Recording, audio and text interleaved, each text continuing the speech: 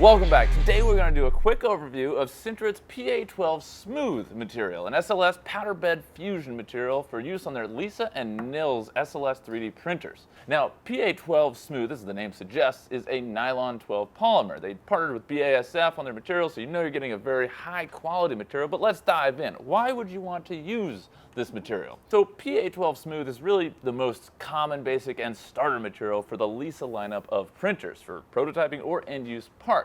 Now this is the second generation of the material and has been very popular for years now thanks to its low cost, low warp, and high detail nature. Now compared to other materials, you get a lower refresh ratio at 22%, which means you just add 22% new powder to all the old powder and then you can reuse it all.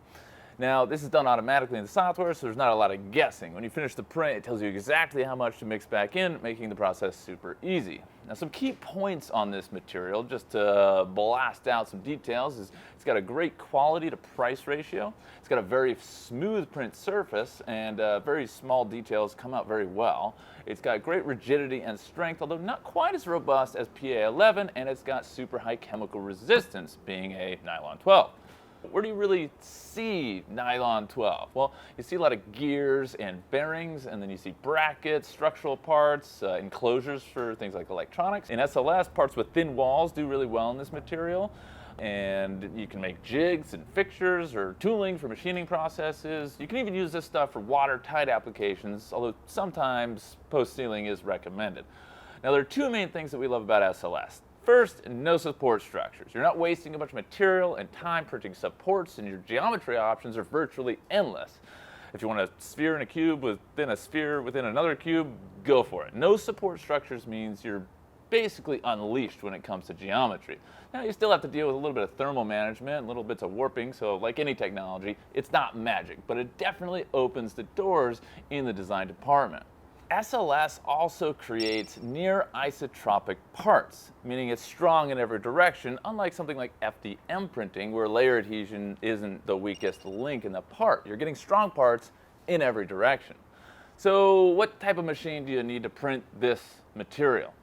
One of the big things with this Nylon 12 is that it doesn't require nitrogen or other inert gases during printing like PA11. On Nylon 11, the inert gas keeps it from oxidizing, which can affect mechanical properties and surface finish. That being said, PA12 Smooth is compatible with the Lisa and Nils lineup, every single printer available on our store at visionminer.com/Sinterit.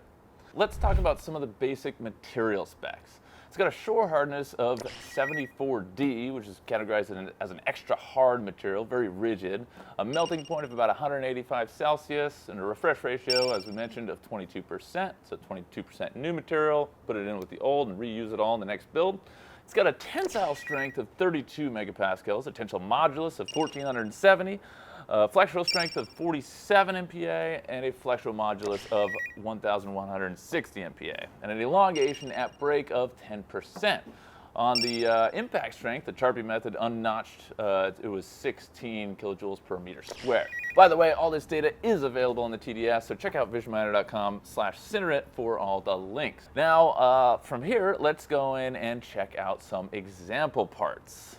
Okay, so I've got a few parts right here in front of me. The first, and I think most impressive, is this turbine fan. It is smooth, it is beautiful, and just thin walls, very clean details.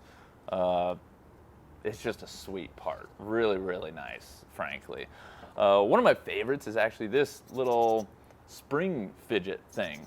We printed a whole bunch of these, and it's a spring connected to a shock absorber type thing, and it's all printed in one piece, and it gives you this really satisfying squeezability, basically. So yeah, that's a really cool one. I mean, when it comes down to detail, you know, parts like these really show off what you can do with no support structures compared to something like FDM, especially, you know, the tiny little features that you can get is just awesome to look at, really, you know.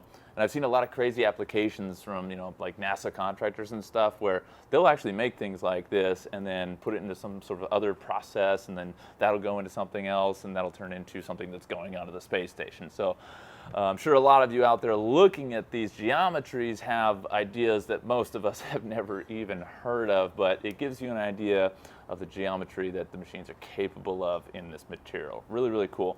Another one of our favorite parts is this thing right here. This is a bicycle derailleur for the chain. You probably wouldn't actually use this on a real bike. I wouldn't think it'd be strong enough. You want to use metal, but as a prototype, as a fitment option, as a, hey, how should we make this look? Let's print out a couple different designs and see which one actually feels great in the hands. This is pretty cool. And the fact that you can print it with like this spring-loaded mechanism in here, like all as one piece. This was literally printed. This came out of the bed, and we sandblasted it off, cleaned it off, and this was the result. There was no assembly required. We got the spinning wheels and everything else like that. Pretty cool application. So, you know, if it comes down to prototyping stuff, it's definitely really good for that. Another thing is this. This is a housing for a drill.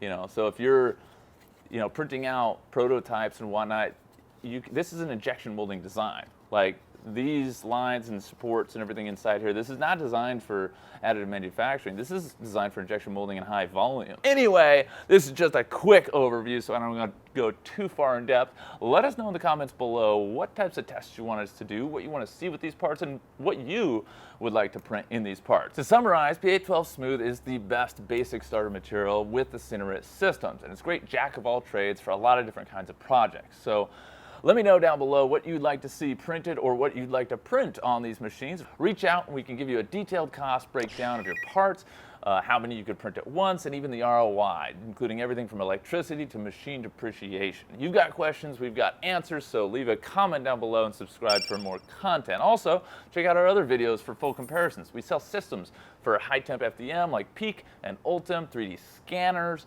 and now, of course, SLS 3D printing.